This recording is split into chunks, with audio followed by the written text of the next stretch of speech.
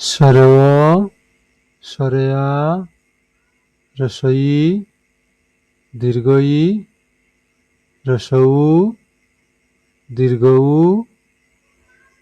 রি, এ, ওই, ও, ঔ।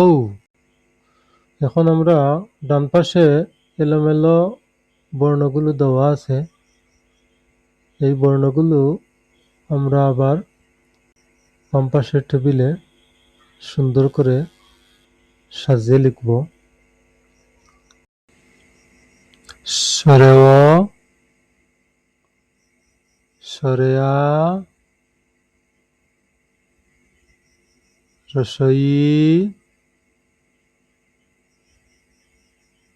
দীর্ঘই, রসৌ, দীর্ঘউ,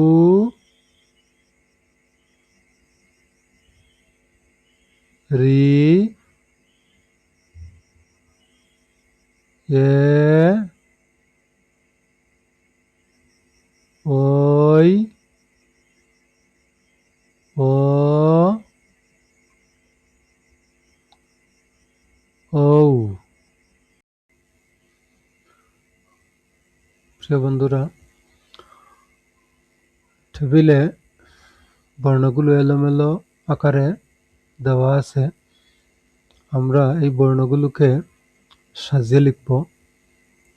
এখানে একটি ঘর খালি আছে টেবিলে, ওই খালি ঘরে কোন অক্ষরটি বসবে আমরা সেখানে বসিয়ে দেই।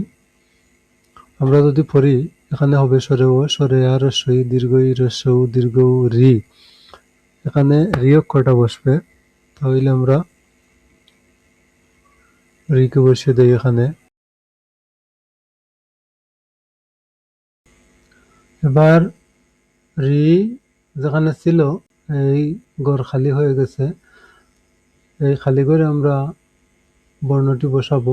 আমরা জানি বর্ণমালা এর বর্ণ শুরু হয় সরেও দিয়ে, এখানে সরেও বসবে। এই খালি ঘরে ও বসবে, পরের ঘরে সরেয়া বসবে, দীর্ঘই যাবে এই ঘরে। ঘর খালি হওয়াতে এ চলে আসলো তার নিজ ঘরে এবং রসই তার যথাস্থানে চলে গেল। ওই তার ঘর খুঁজে পেল এবং রসৌ তার নিজ স্থান ফিরে পেল। দীর্ঘই তার স্থান খালি পেয়ে চলে গেল এবং দীর্ঘ ও স্থান বদল করলো।